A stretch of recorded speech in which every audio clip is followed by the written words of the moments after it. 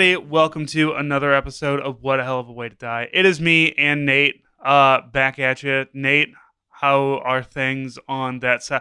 How's your version of Hell World going? I mean, it would take up the entire episode for us to talk about what's going on in British politics.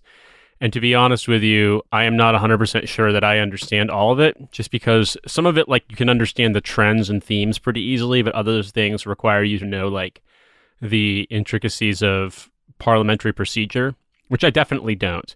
And so I would just say that it's ridiculous. I don't think no deal is going to happen, because I think it's just such an absurd concept. I also think that the absolute boy, Jezza, has been doing quite a good job, I think, of marshalling this sort of unwieldy coalition of people. The Lib Dems are fixated on being spoilers to ruin Labour Party's chances of victory, but I mean, no surprise there. I think it'll be interesting. Britain is a land of contrasts. But Yeah. on the personal side, Cynthia and I are moving house to another place in November, and it will be the house that podcasting built, because I will have actual dad space. I will have a back garden. It'll be amazing. Yeah, you sent me pictures, and there's a nice little, like, I'm almost jealous of places like that because I like having a nice backyard. Like, I have a big backyard, but also I spent my lunch hour yesterday mowing that backyard and cleaning up dog Yeah. shit. And it's like, this is there are aspects of dad life that I wish to eschew, and one of them would be a yard. But if I didn't have a dog, then my entire backyard would just be garden, or I would let native pollinators go and piss off all my neighbors, but also say, like, well, I mean, look, I'm helping the bee population, so you can't say shit. Also, I never have to mow my lawn again, so be jealous. Yeah, I mean, the place currently is overgrown. The pictures that I sent were like from 2-ish years ago, and I don't think anybody's lived there. So it's not like falling apart, but like it's like pretty overgrown, ivy and shit. So we'll see what happens. But what I want is a place where I can do some grilling, a place where I can get a ridiculous high temperature stir fry cooker that uses natural gas to like make stir fries, and preferably some places to like grow peppers and various things that I would use in cooking. And have a compost pile, because I like the idea that I can be super efficient. I internalized the weird early 90s fixation on recycling so much as a kid that now, like, I feel as though I'm really derelict if I can't be. I'm not going to be so down the hole of being zero waste that I'm going to like carry mason jars everywhere.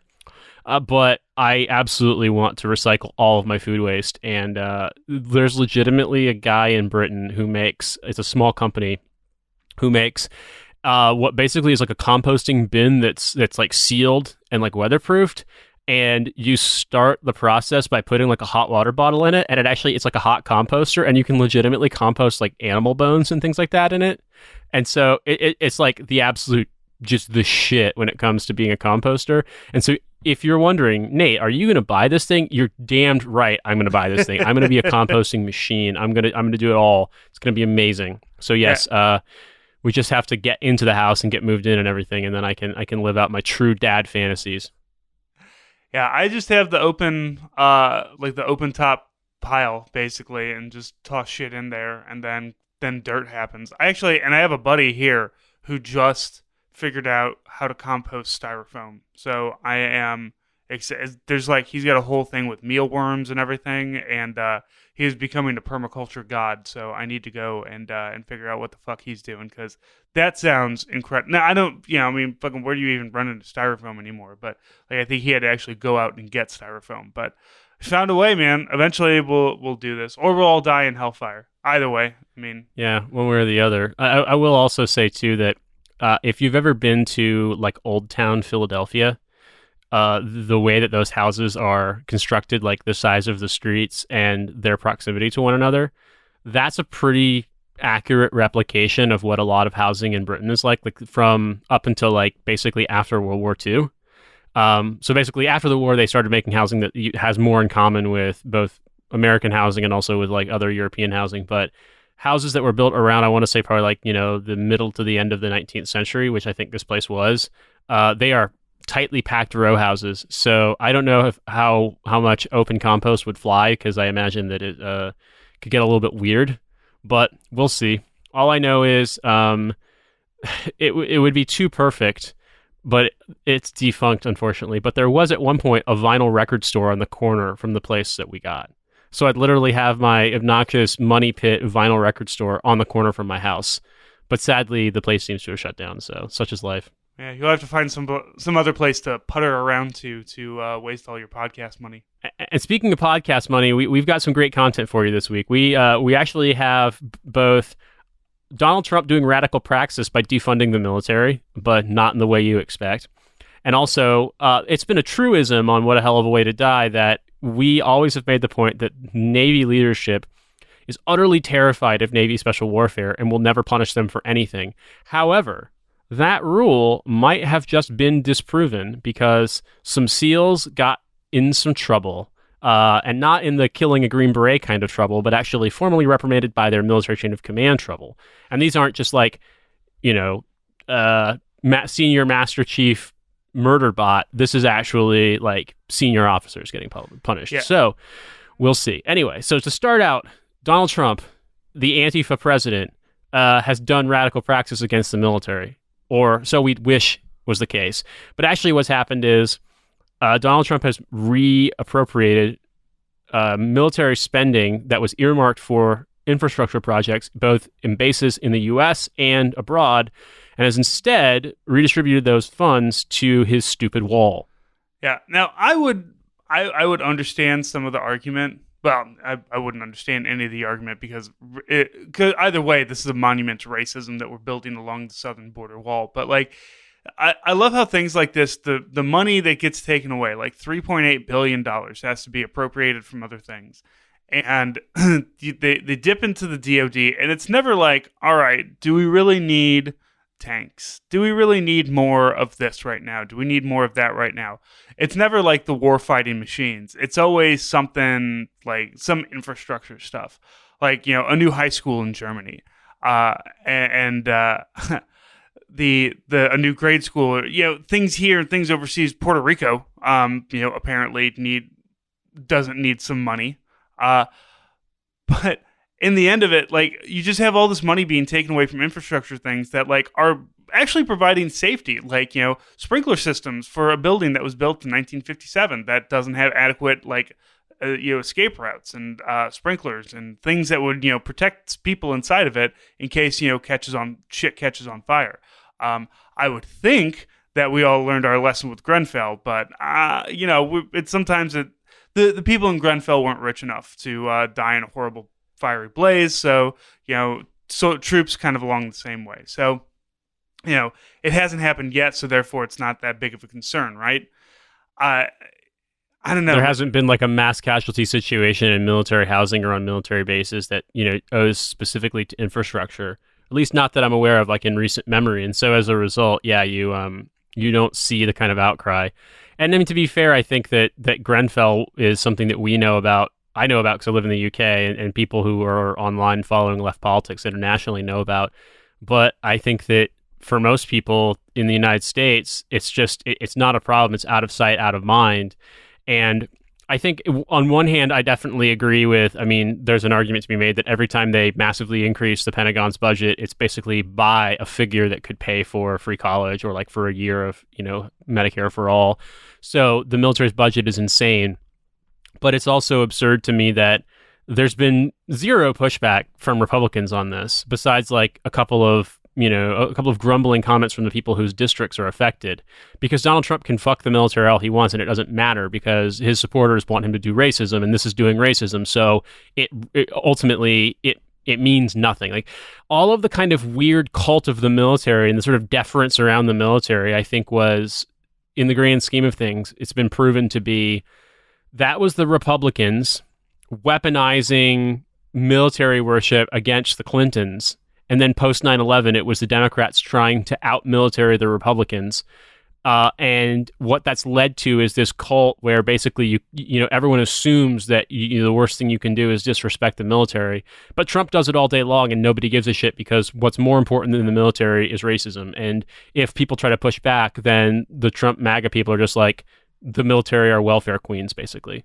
Well, and there's also that just very shallow definition of what racism is. Like people would say that Trump isn't racist because look, he patted this one Hispanic man on the back, and look, Diamond and Silk are black women, and that's it's still absurd. Like yes, you have he's very much into people who support him, and if there's anybody who's against him, that is a complete he will just steamroll over you, which we see that he can and will do. Like the Republican congressmen and policymakers who aren't saying anything know that if they did, they'd be the subject of some other screaming tweets, and then all of a sudden they'd have a bunch of QAnon people mailing them dog shit or whatever the fuck it is that they do to the people that they don't like. So, it's incredible that the conservatives have managed to create this fucking cult of personality, and like we all think about how another 4 years of Trump would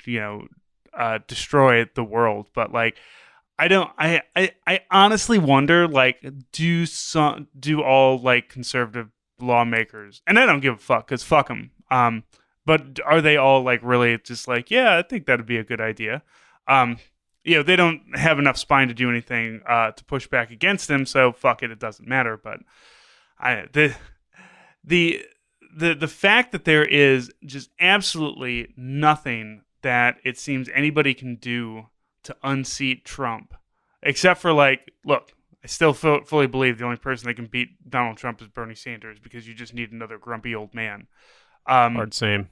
yeah, it's insane to me. It's insane that there's nobody. And like, here's the thing, Nate. I think you could beat Donald Trump. I think I could beat Donald Trump. I think like most people who listen to this podcast could probably beat Donald Trump in way, just because we're obviously smarter, but like also we don't have a bunch of like bullshit that we have to. We don't have to play the fucking politics game. But the people who play the politics game literally cannot defeat him. So that'll be. Well, yeah, because I mean, I feel like the Democrats are basically wedded to a lot of these stupid received wisdoms from the Clinton era, and at this point, they're more concerned with their donor base, their wealthy donor base, than they are with politics that actually reaches people. And I think the crisis of the Donald Trump presidency stems from the fact that without massive social organization, the Republicans are happy stealing elections, and whether they win by one vote or by an unbelievable margin, they're still going to govern as though they have no limits on their power. And so in that regard, I mean, it's not a matter of doing the right third way triangulation. It's a matter of energizing people who would otherwise not vote to vote for a candidate who they believe will enact policies that will positively affect their lives. And in that regard, I think Bernie has a kind of momentum behind him, or an appeal to people that other candidates don't. I mean, and I'd be okay with Elizabeth Warren. I mean, not really, but I mean, I'm going to vote Democrat no matter what, unless it's Joe Biden. And before you blow diarrhea all over yourself, I'm registered to vote in New York State. It is a safe Democrat state. I will not fucking vote for Joe Biden. I'm sorry. I voted for Hillary Clinton in 2016. It did nothing. So just deal with it. Francis said the same thing. So you know what? Deal with it. But that being said, I think that you can't look at Donald Trump and his policies and say, "Oh, well, I'm gonna play the outrage lib, decency lib kind of game," and say, "How dare you, sir? Have you no decency, sir?" Because it doesn't matter. It doesn't work. Like, his base doesn't care. They love this shit. They love more than anything else to watch people get mad and flustered at how ballsy and brash he is, and the fact that he doesn't respect the law. That's the thing that turns them on.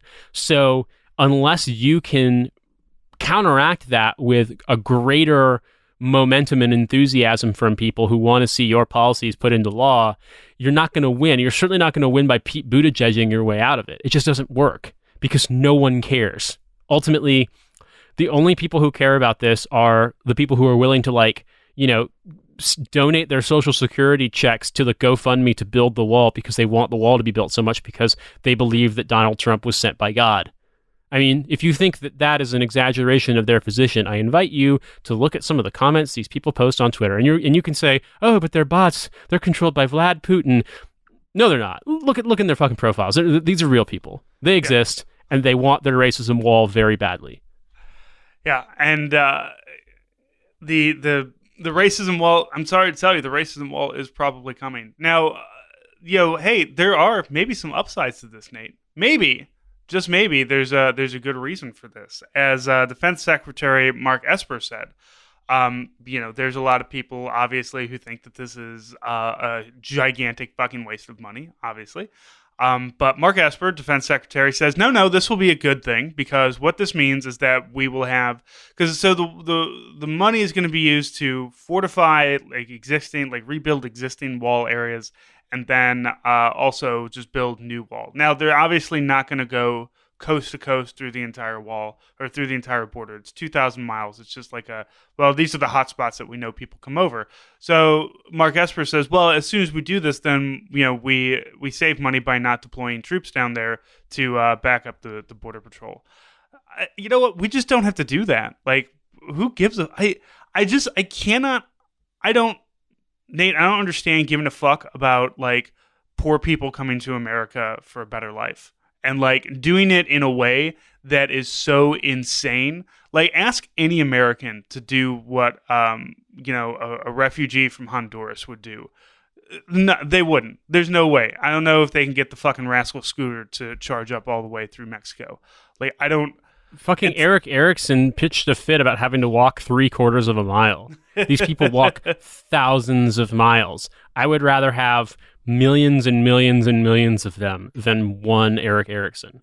And yet I am cursed with one fucking Eric Erickson for the rest of my life, apparently, who's going to shoot the newspaper, and then the newspaper are going to decency lib and be like, sir, you should write an op-ed for us. Yeah, Nate, I just don't fucking get it. I don't understand, like, and I don't know, maybe is it just us? Are we the only smart people? Us and our listeners? No, it's not that. It's just that these people have this delusion that Republicans want to compromise, and they've had it since Obama, and nothing seems to convince them. No fact, no contradiction seems to convince them. They watched John Boehner and then Mitch McConnell and then fucking Paul Ryan stymie everything, literally to the point where they were willing to fuck up the recovery and ruin people's economic situations, worsen them, prolong their misery just because they didn't want the stimulus to be too successful, because they didn't want Obama to win. They don't have a problem fucking over a huge, wide swath of the country as long as it earns them power. That's all they care about. And fucking idiot Democrats want to Pete Buttigieg it and be like, well, I think there's some decent Republican people. And it's like, well, you know what, man? Maybe there are some Republicans that you're friends with. Cool. You know what? I bet you if you get them talking about minorities, you'll find out very quickly that they like you and they don't like people who don't have the same skin color or religion as you. And you know what? Fuck those people. Also, their politicians don't give a fuck about them either. And if you think for a second that the kind of people who don't even give a fucking shit about their own base give a fuck about their enemies that they campaign off of vilifying, then, like, you're useless. You're bad at politics. Like, you need to spend the rest of your life running a fucking email chain letter about Harry Potter and not be in politics. Yeah, there's one conservative who, it's, not a politician, just a conservative that I know online who is, pro Medicare for all, and against everything that's happening. It's like, okay, that's one decent conservative that I know. Where the fuck are the rest of you? And yeah, like you said, like there are so many times that like you think, okay, the conservatives are bad, and then you turn around like, all right, team, what's the plan? And then you've got like somebody with the name Horse Whisperer who's screaming about Hillary Clinton and talking about how Susan Sarandon ruined everything. You're just like, why the fuck is everything on fire? Why is everybody so fucking stupid? Like, I don't understand why nobody can like take a look back beyond 2016, look back to 2012, 2008, look at the last fucking 20 years of politics and not pull your heads out of your asses and say, okay, here's where we need to go. I don't understand how anybody takes a look at like how the donations are going and how they say, oh, look, Bernie Sanders is getting donations from all over. And you know what? If you don't want Bernie Sanders, that's fine. Get me somebody who's like Bernie Sanders, though. If you can't do that, if you're going to give me Joe Biden, who is literally just Trump, but just doesn't say the racism is as loud. I didn't say he doesn't say the racism. I just said he doesn't say it as loud. He actually has a stronger history of racism in politics as a politician than Trump did. Trump was just a racist New York real estate guy. Fucking Joe Biden was in the Senate opposing busing and school integration in the 70s. Like, he authored the fucking crime bill. Like, all of this stuff, man. So let me point something out, too. That I think we benefit a little bit in the sense from, taking examples from not necessarily directly comparable situations, but maybe like to some extent analogous. All right, so I live in the United Kingdom, and there's been a lot of debate recently because you're finally getting to what I feel like the end game with regard to the first stage of Brexit, which no matter what happens, it's not going to be over. But this current phase that started when the referendum voted leave in 2016, you're getting towards the end of that.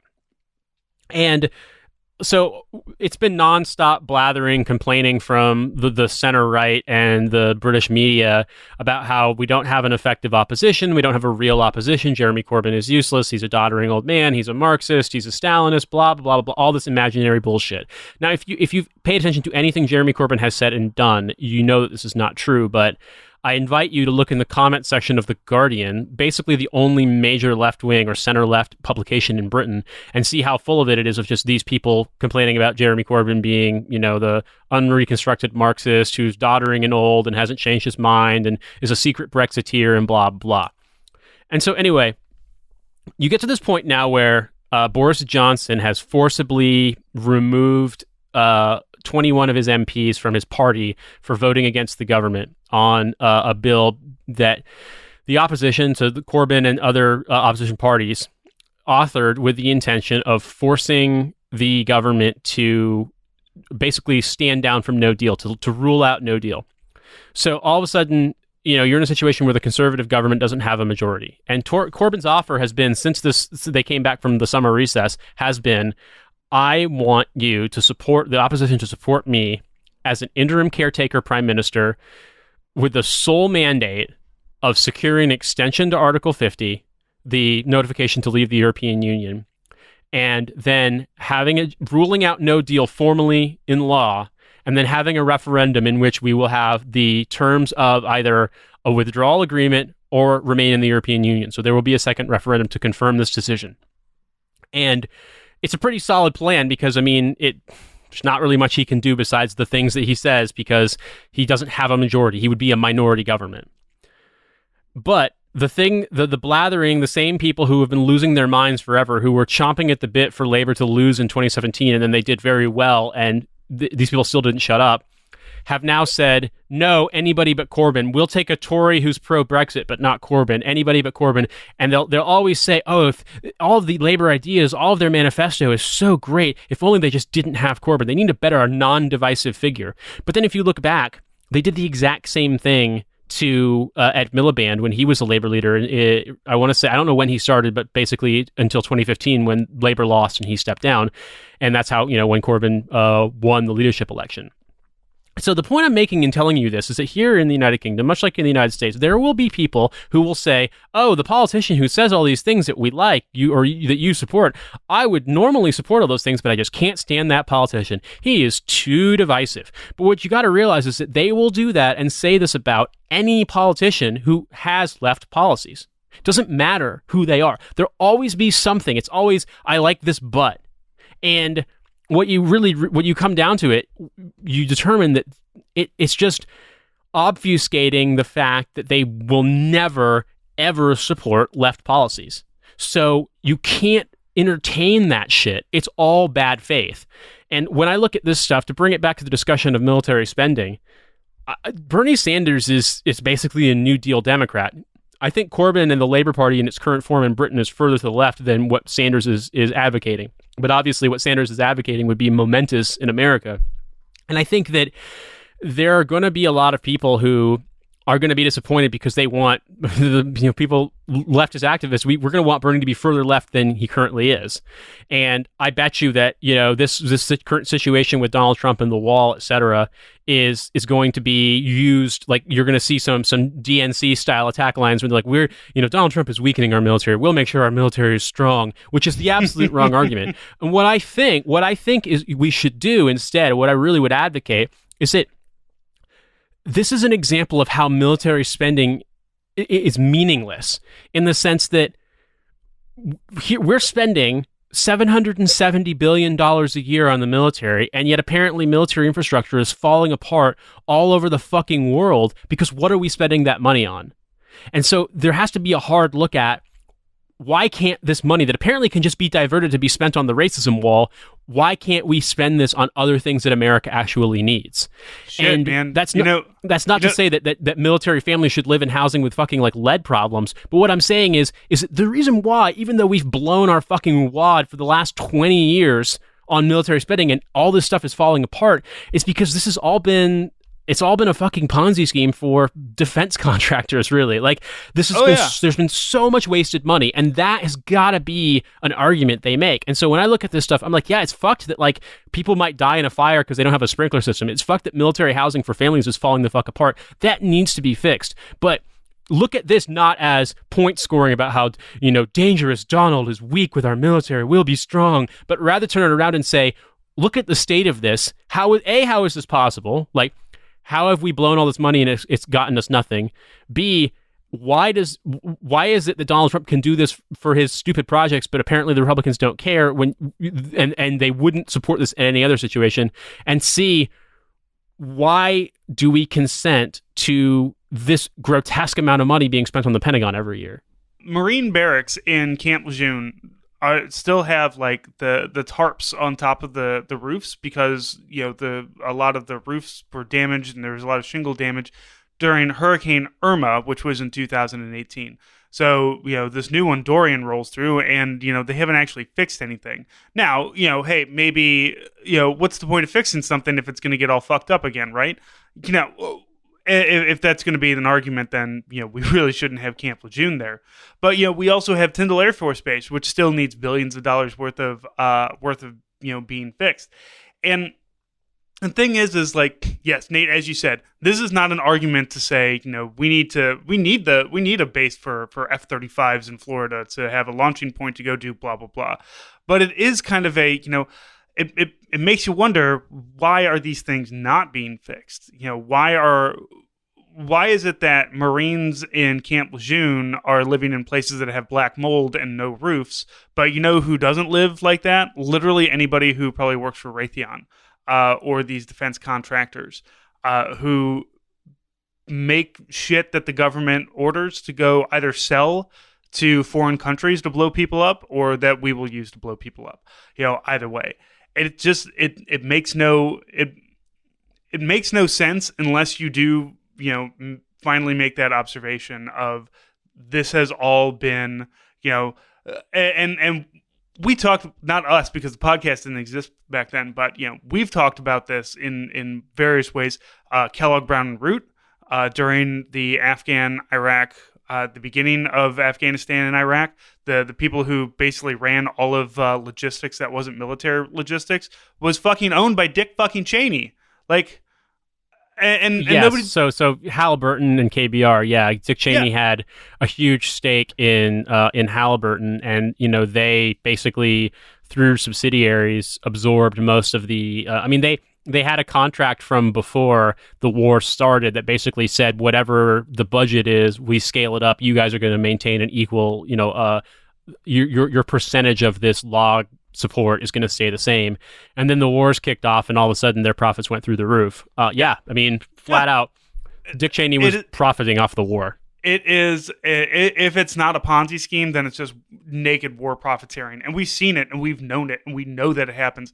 And like everybody who is mad about Donald Trump's airplane stopping off at a golf course in Scotland, just like thumping the table and like, we need an inquiry, is like, motherfucker, we need to start stringing up the people from 2001. What are you talking about? We need an inquiry. What are you doing? Like, don't get me wrong, nail them to the wall for this, but also nail them to the wall for all the shit that's been going on since the global war on terror started. Because like you said, it's been it's basically Donald Trump the Republicans exists because of people 15 years ago. Donald Trump would not I absolutely agree with you. Yeah.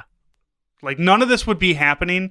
I don't say none of it, but like, we would not have some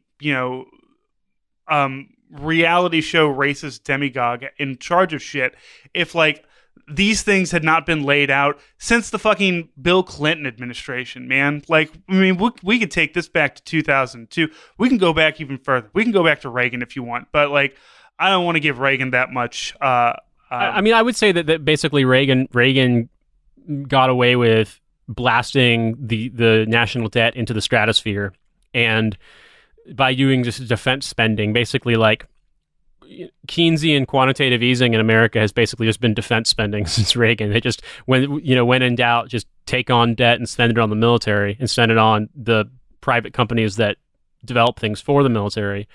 And then I think, under Clinton, you saw an absolute withering of what social safety net existed in America with the express purpose of fixing the damn deficit. And then as soon as they returned to budget surplus under Clinton in his second term, Bush won, and then during the war, he just gave everybody a tax cut and blew all this money on the war. And so they basically have this model of profligate defense spending, zero attention paid to the national debt. They don't give a shit about that. I don't think the national debt is a particularly large concern, but they managed to make Democrats like pretend to care about it. Like Democrats always step on the rake when it comes to freaking out about the deficit or believing right-wing concern trolls talking about the deficit.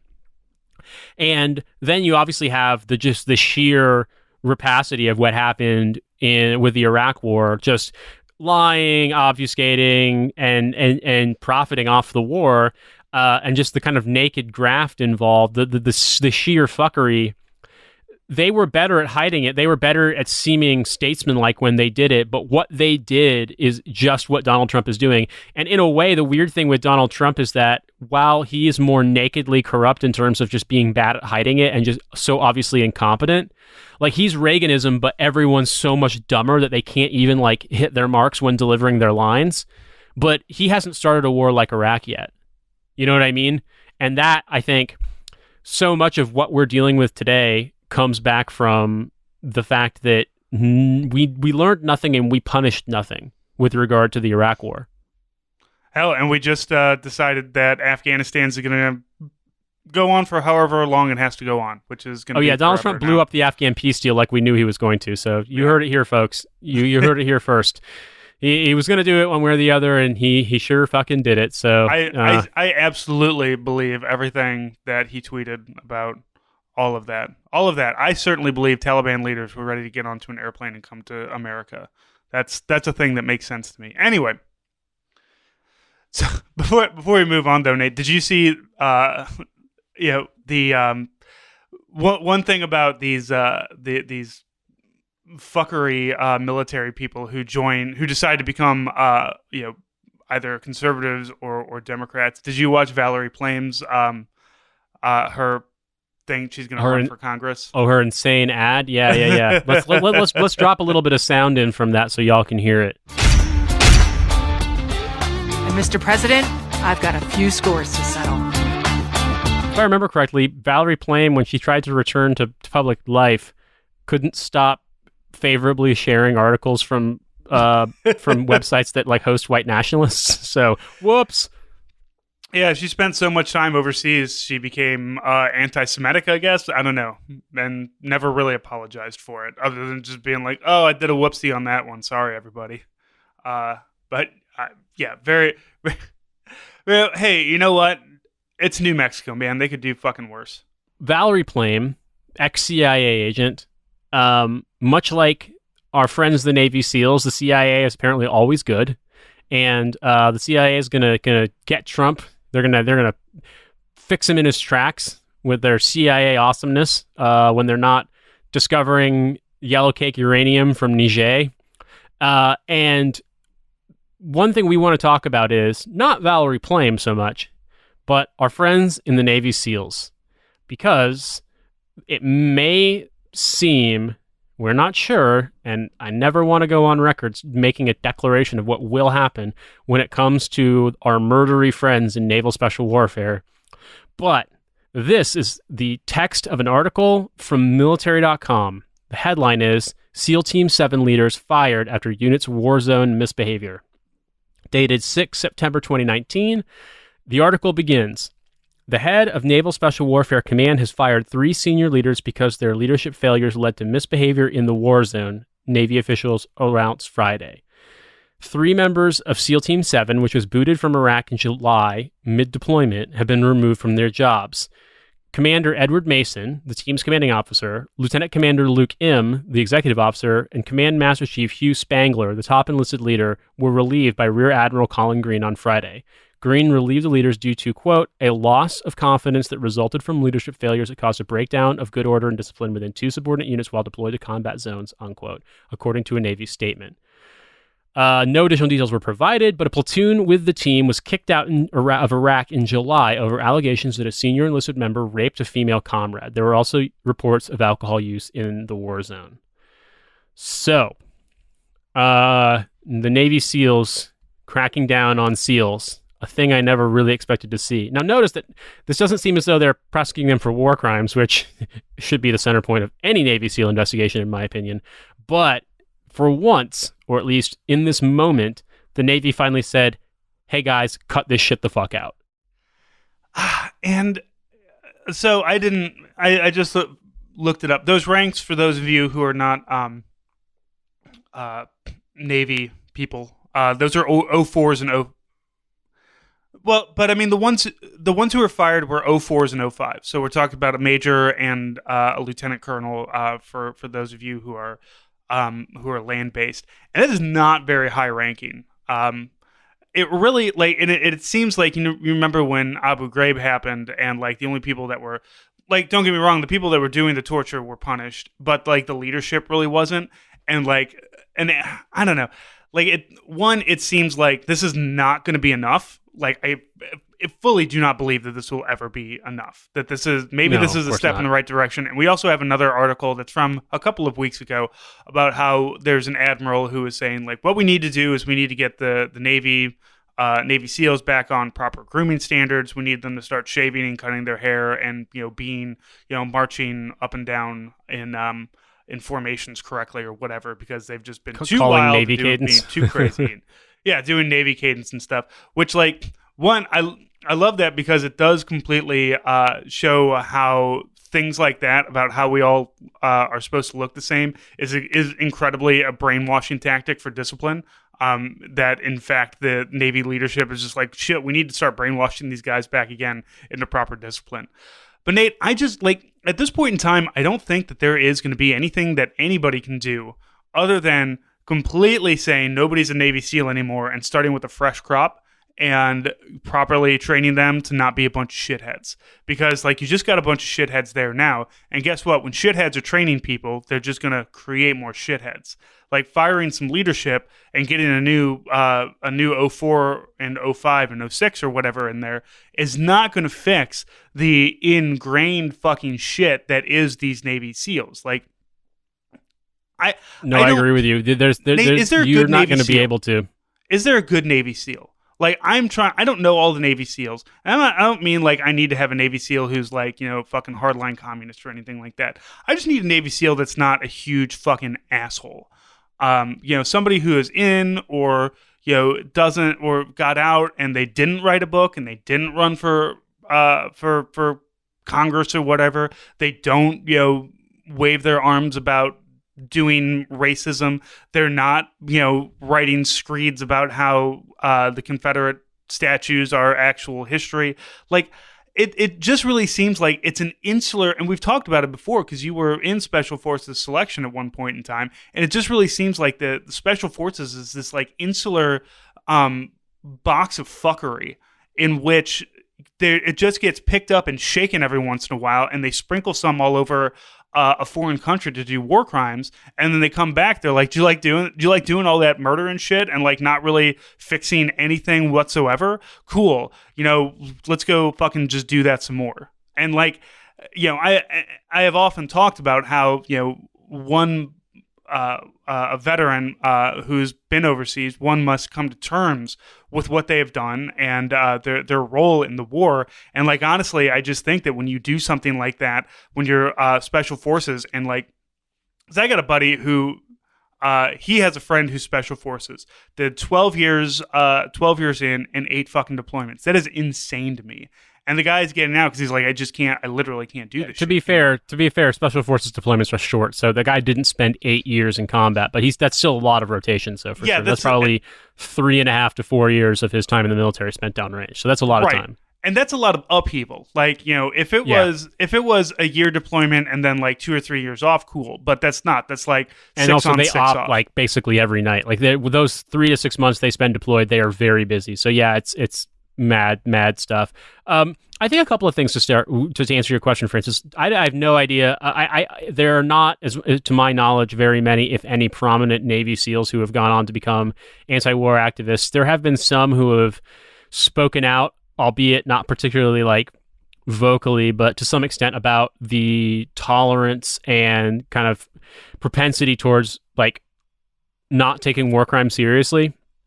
I remember reading an article about Navy SEALs talking about like a Navy SEAL veteran being really grossed out and weirded out by going to like a SEAL reunion and like meeting a bunch of SEALs who were, you know, Iraq and Afghanistan veterans who just like had a photo book, like a photo binder with them that they were showing off to people of just like people they'd murdered, just like casualty photos, like dead, you know, Afghans and Iraqis that they thought were funny. It's like, oh, haha, we canoed this guy's head.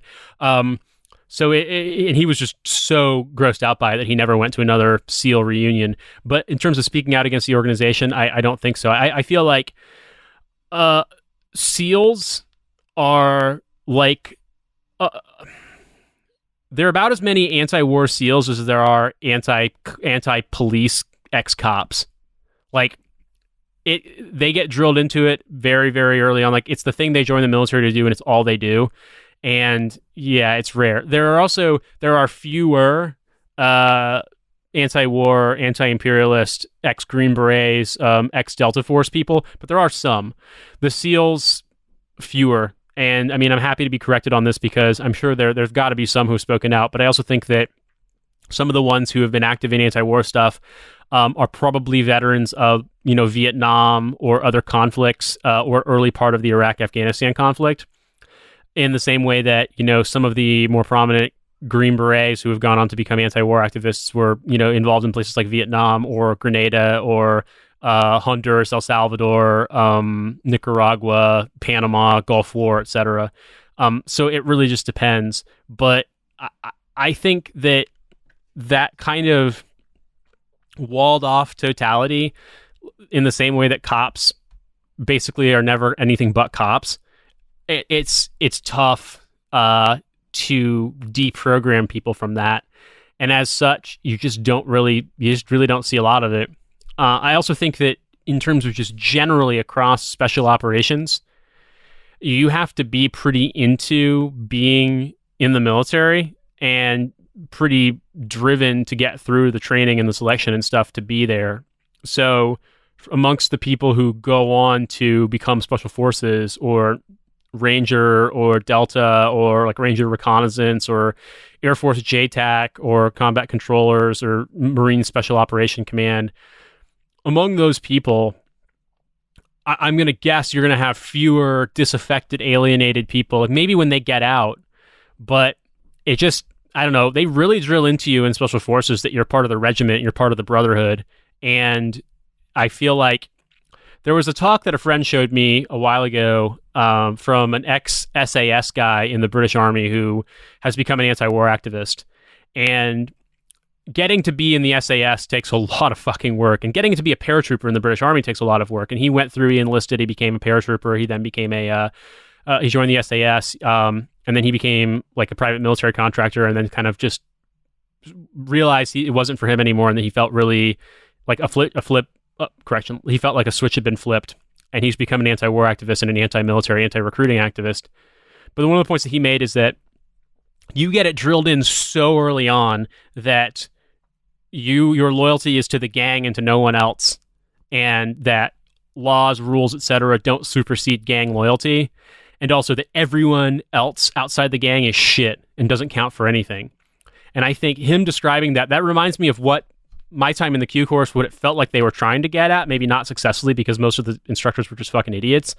But I could imagine that being very effective, especially if you were very young, especially, you know, if you stayed in longer than I did and you know, that became your world. And so in that regard, I don't know, the SEALs, man, I agree with you 100% though, to your early point, and I'll close my tirade here. I really do think that the only way that you're going to reform that institution is by shutting it down completely. Just disbanding the Navy SEALs completely, starting all over again for the Navy to have a new special operations branch and just getting rid of them because they're just too tainted at this point. Like, yeah. It's just too baked in. Yeah, and the training, I mean, the training has to change too. I mean, just like cops. Like, I imagine cops have the same, you're part of this brotherhood, this family, and we're the ones who matter. It's like the entire point of a police officer is to protect the community.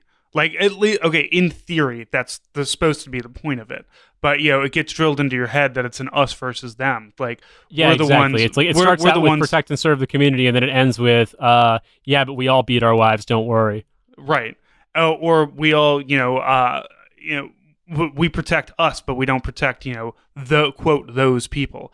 The military is very much. I mean, look, it's how it is how you kill a person is you dehumanize them. It's how you can, pepper spray and beat people. It's you dehumanize them. It's them. It's not us. They're not They're not a part of us. They're not a part of our group.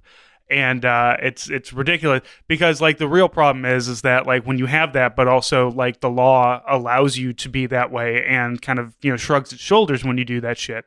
It's a problem. So yeah, not only do the Navy SEALs have a problem with like we can it's our brotherhood and it's us versus them, and the them is not only the quote enemy overseas, but it's also the quote enemy of the Navy who's trying to make me do stuff like suffer consequences for my actions. How fucking dare they? Do they not know that I'm a Navy SEAL?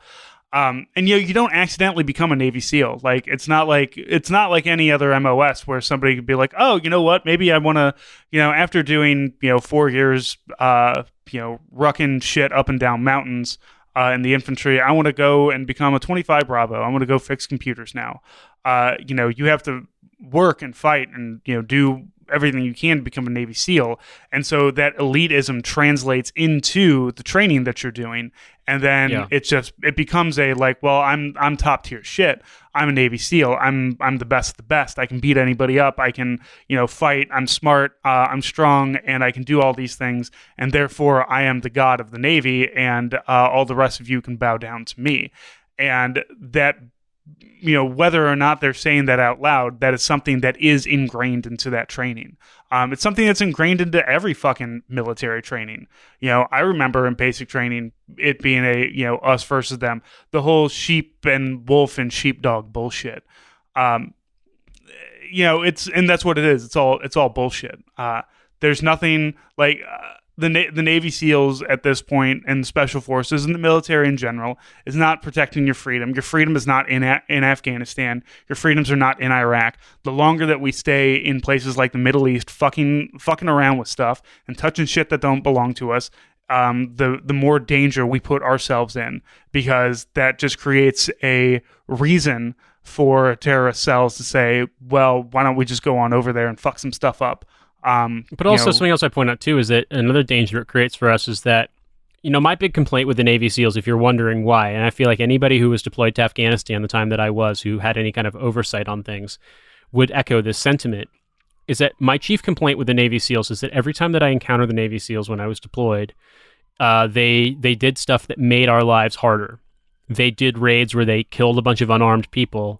And even if they got their target, it didn't matter because, for one, whatever intel they got from their target didn't filter down to us or to any great degree. But more so, they engendered so much outrage and fury at the American military because of how heavy-handed they were.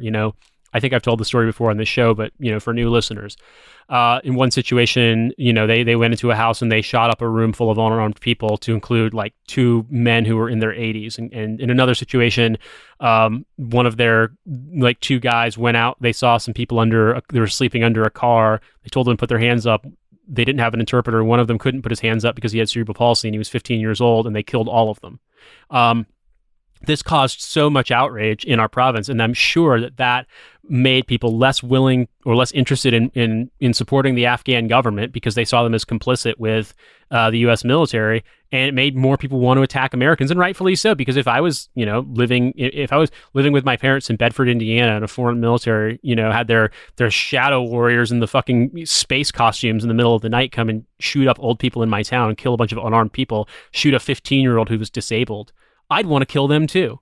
And in that regard, when we talk about the war in Afghanistan being completely fucked, what we're talking about is that we've ruined our welcome with so many people that whatever happiness people might have felt towards the fact that we overthrew the Taliban in 2001, it's all gone now. None of that matters anymore. Like we've worn out our welcome so many times over. And so the SEALs in a lot of ways made it worse. It made things harder. It made things more dangerous. It endangered junior enlisted soldiers' lives. It endangered Afghan military, police, civilians' lives. It endangered everyone because even so far to go, just think about this in the knock-on effect.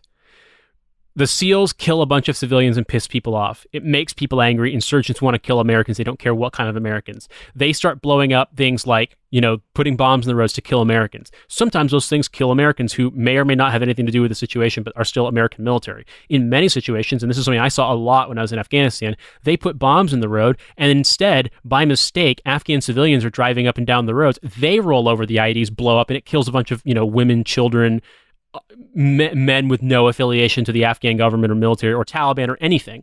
It's just death.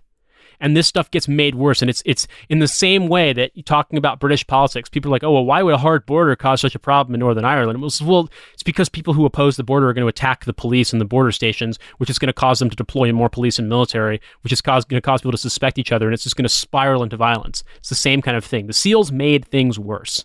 And like a lot of folks follow me on Twitter who aren't particularly like hard left, but they're ex-military people who are, maybe left of center a little, maybe apolitical. And it's weird because we disagree on a lot of things. Some of them really don't like me saying the military is bad, the war is bad, they don't like me saying anti-imperialism stuff, not because they disagree, but more because it makes them uncomfortable. And I get that. Like, I'm not going to argue with them, but, they don't want to listen to what I have to say. That's fine. It doesn't really matter. I mean, ultimately, you pick, what you're going to think about and what you're going to consider. But it's weird to me. It's really fucking weird to me that amidst all of this, disparate, inchoate voices, the one thing that we can agree upon is that those of us who are in any position to observe this in Afghanistan fucking hate the Navy SEALs because they fly in the night and they murder civilians and then they fly away and you're left holding the bag.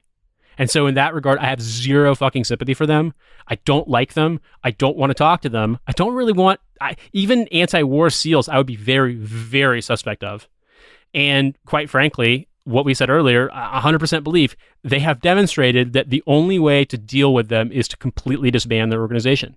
Just fucking get rid of it. Cancel the SEALs. End the SEALs. Like, ultimately, that's the only way that the Navy is ever going to be able to regain control of this unit. Yep, there's nothing else that can be done. You can't retrain that. You can't.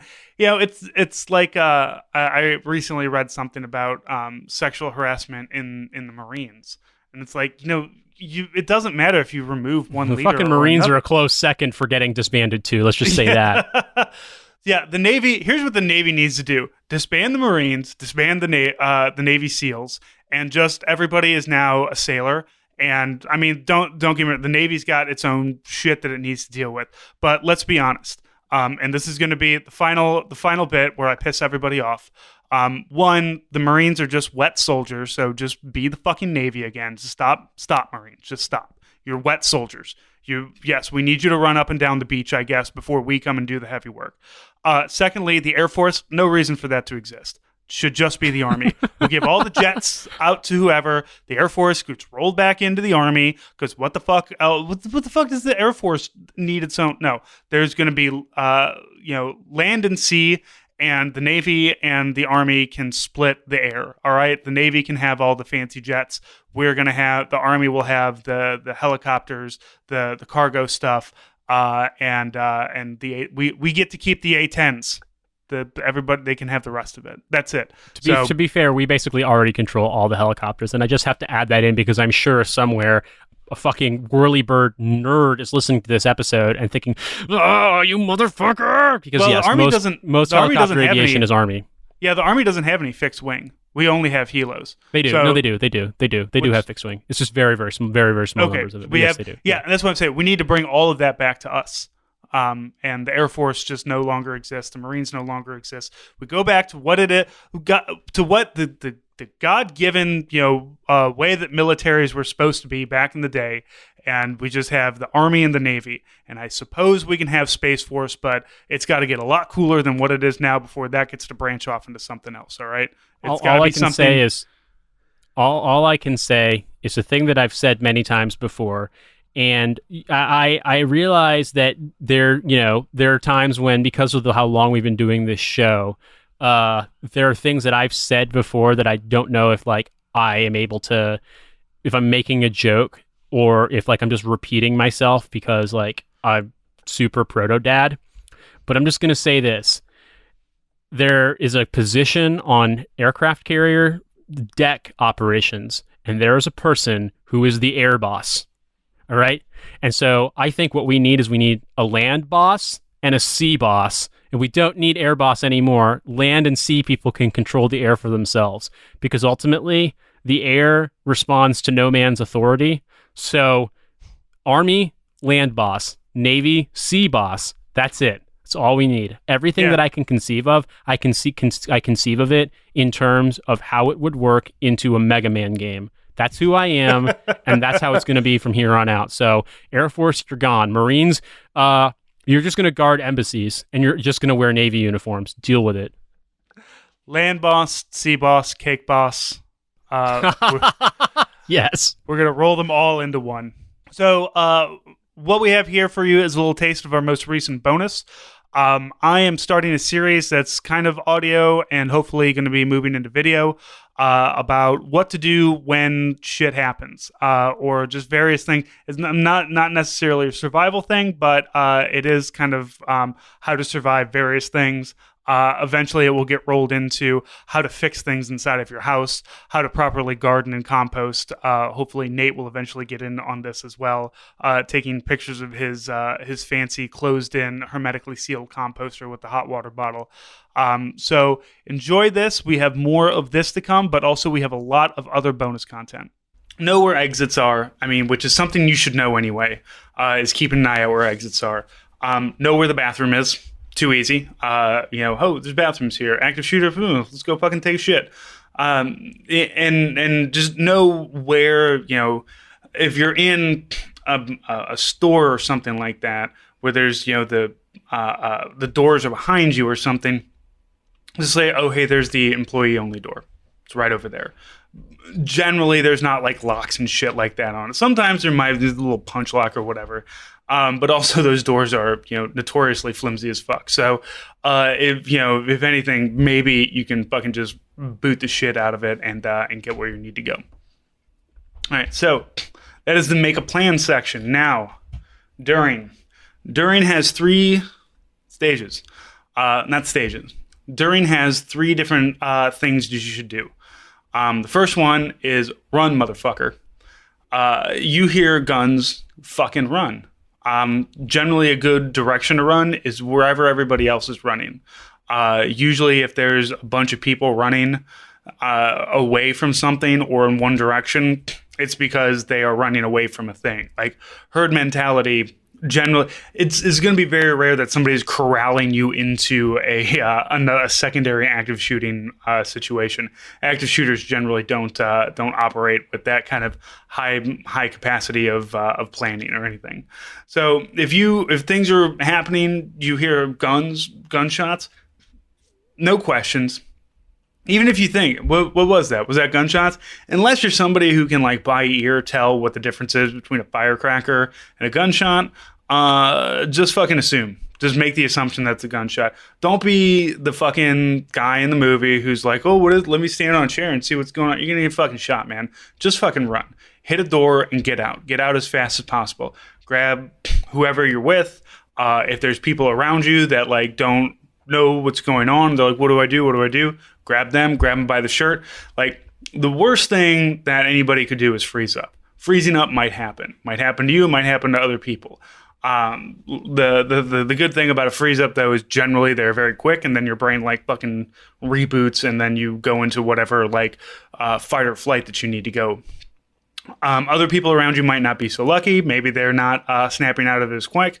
You can do that. Grab them by the shirt. Hey, come on, let's go this way. There's an exit over here. There's a door over there. Let's get the fuck out of here. Make sure that you just know where all know where your people are at all times. You don't have to like everybody stay clustered together in case there's an active shooter here. But just know where people are and have some kind of fucking communication with them, because and by communication I mean have their cell phone number, be able to text them.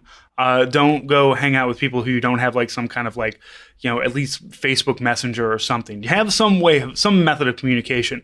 In the year of our Lord 2019, I can message my co-host Nate in like 4 different ways. I'm sure if I really thought about it. I know Facebook and Twitter. And if I tried real hard, I could probably find a couple of other ways to get messages to him.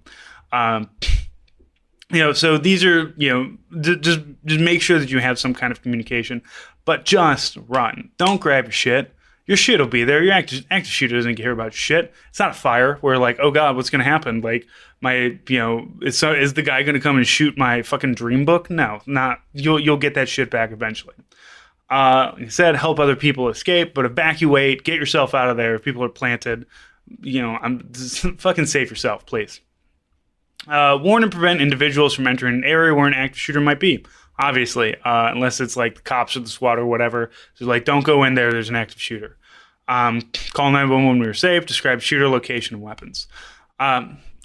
So all of this, this first like thing that you should be doing in the event of an active shooter is, just getting the fuck out of the situation. Don't be a hero. Even if you're carrying a gun. Like, there have been active shooters where people who, and there have been people, the good guy with the gun who's like, no, I fucking run. Why? Of course I run. That's not my job. It's not your job as a gun-toting freakazoid to fucking walk around with the gun on your hip and swagger in like you're fucking big iron shit and you're gonna take the guy out. Because more than likely, because here's the thing, when there's a shooting going on and I'm running and then I hear bullets from another way, I'm not, oh, those are good guy bullets. No, man.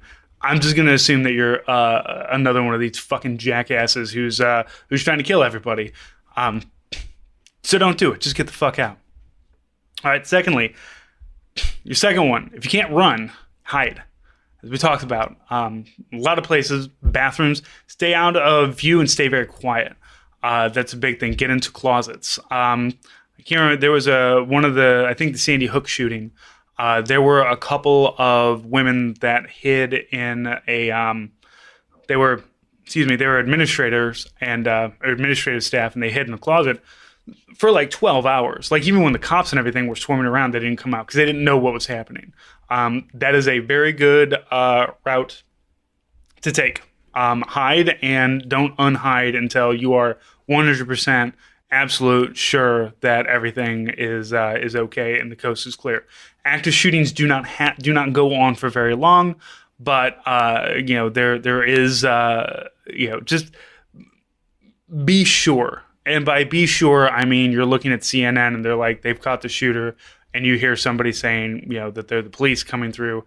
But even that, like, those women stay because they're like, I don't fucking know who these people are. So, hide. Just get somewhere, get down, get quiet. If you get into like a closet, a lot of times, if it's a closet that the door opens in, or a place where a door opens in, when you're on the other side of it, brace the door with something. If you move something into it, or if you can't move anything in front of it, one thing that you can do is you can lay down on the ground with your feet flush, like lay down on your back, feet up against the door, and like right where the door would open, not by the hinge side, but the opening side, and just that way, because that way if anybody tries to open it, they're gonna hit your foot. And if they get pissed off and try to shoot through the door, they're shooting over you, so you're good to go. So that's another good barricading. If there's nothing to barricade with, that's what you can barricade with. Silence all your electronic devices. Obviously, turn down your phones. Don't turn them off. You still need to have some sort of communication. Just turn them on to silent. And even the vibrate is loud as fuck. You will find. Just sit in a movie theater and it'd be a real quiet moment in the movie, and then have your vibrate go off. It'll piss people off. Lock and block doors. Don't hide in groups. Spread out along the walls or hide separately. to make it more difficult for the shooter. So what this means is don't group together, because then a shooter can come in and just, gun directly into a big mob of people. This is something they teach us in the military, not for active shooters, but for like artillery and mortar rounds when you're on a foot patrol, to be like 5 meters apart from one another. Because if a grenade or a mortar, it hits and blows up, if you're all bunched up, it's going to kill more people if you're all spread out. So that's a good, like, if you're in like a large room, don't all like huddle together in the corner or something, spread out along the walls. If it's like a door, if it's, don't be on the opposite wall of the door, I guess, is the best. So the best way that I can think to describe this, and maybe I'll put in a diagram about here, is when you're if you open a door and you can see the wall on the other side, but you open the door and the wall that the door is set in, that's where you should be hiding. So that if the guy looks in, he's just going to see mostly empty room, and then we'll move on.